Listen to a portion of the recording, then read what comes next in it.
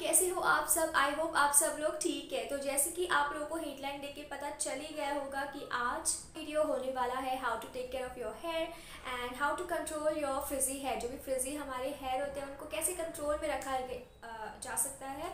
और ये मेरा पर्सनल एक्सपीरियंस है गाइस। ये बहुत ही ज़्यादा सिंपल रेमेडी है जिसको यूज़ करके आप भी मेरी तरह बेहतर रिजल्ट पा सकते हो। तो या like I have always heard कि जो हमारे जो बाल और जो स्किन होती है, लाइक हेयर स्किन जो भी होती है, तो उनका टेक्सचर बेसिकली हमारे जेनेटिक्स से मैटर करता है। और हाँ, ये कहीं ना कहीं ये सच भी है, बट ऐसा नहीं है कि हम इसके बारे में कुछ किया नहीं जा सकता, इसके बारे में कुछ कर नहीं सकते, ऐसा नहीं है गाइस। आज की दुनिया में ना कुछ भी इम्पॉसिबल सा कुछ है ही नहीं है ना। आप भी मानते हो इस बात को। तो मुझे पहले ऐसा लगता था कि हाँ ऐसा नहीं हो सकता है, ये है तो हाँ यही रहेगा, बट ऐसा नहीं है। अनटिल एंड अनलेस मैं इस ऑयल तक पहुँची। ज़्यादा बग बंद करके हम लोग वीडियो के अंदर घुस जाते हैं। तो इसका प्रोसीजर जानते हैं कैसे करना है। तो इसके लिए पहले मैं अपने बालकनी में गई और वहाँ से मैंने एक एलोवेरा, फ्रेशली एलोवेरा लीफ को मैंने तोड़ दिया है, मतलब उसको नाइफ से कट किया है, तोड़ना नहीं है। उसके बाद क्योंकि वो बालकनी में था तो ऑब्वियसली उसमें यार धूल मिट्टी जम गई है, तो इसे अच्छे से वॉश करना बहुत ज़रूरी है। इसे ऐसे ही अपने फेस या फिर अपने हेयर पे मत लगाओ guys, please do not do this. तो इसको अच्छे से मैंने वॉश किया है पहले।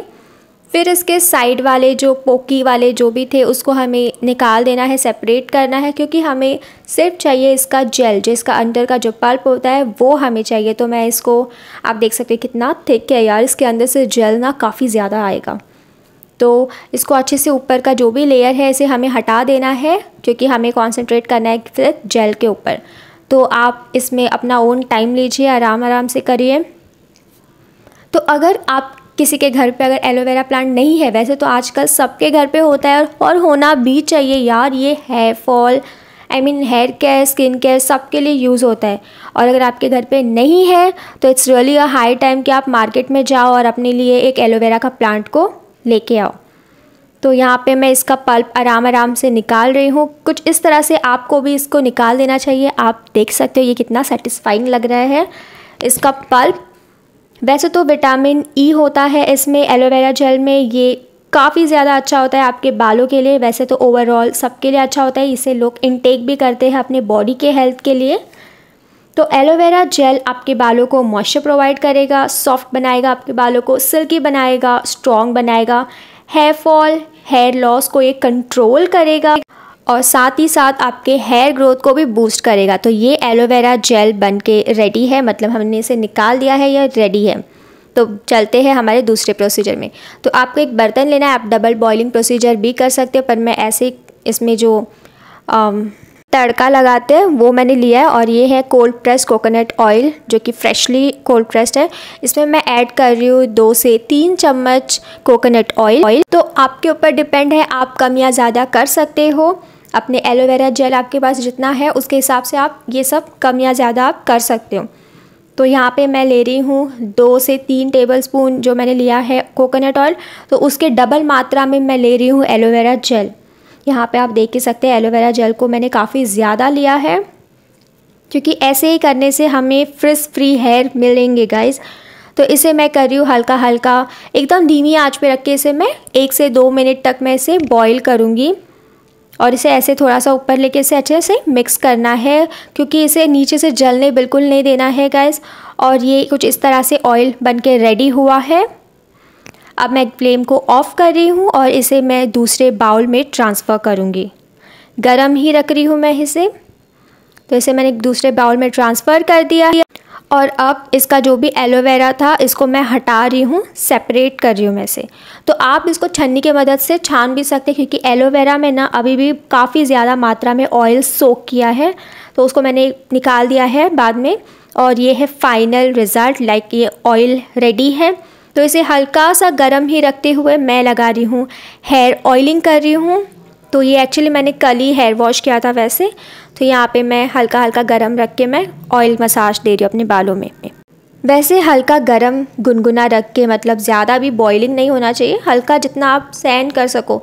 एक्चुअली ऐसे हेड मसाज देने में ना काफ़ी ज़्यादा फ़ायदे हैं। एक तो मतलब आपके बाल जो है मतलब अच्छे से जो ऑयल है उसको सोक कर पाएंगे, आपका स्कल्प भी अच्छे से इसे सोक कर पाएगा।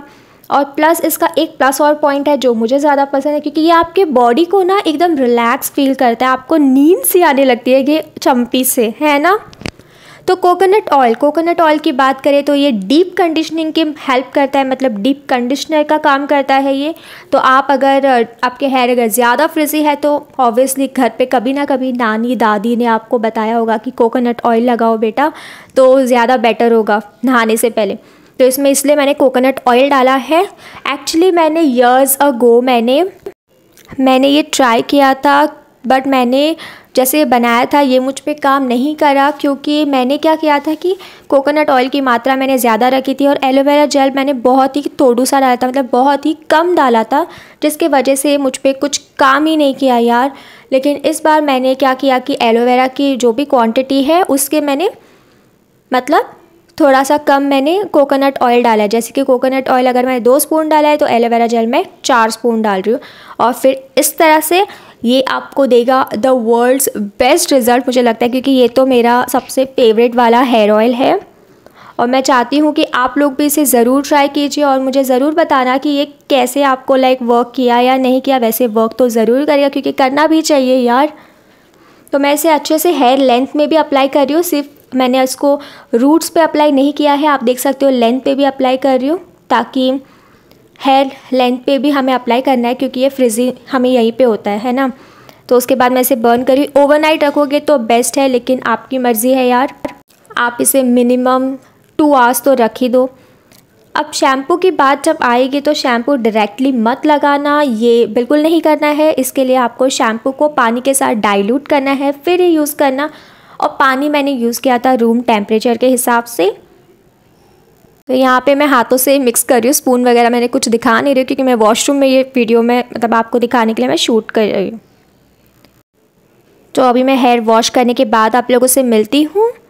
तो ये अभी हेयर वॉश के बाद है, अभी कुछ दिख नहीं रहा है क्योंकि ये वेट है। ये है मेरा फाइनल रिज़ल्ट। आप देख सकते हो मेरे हेयर कितने ज़्यादा शाइनी लग रहे हैं, स्मूथ लग रहे हैं।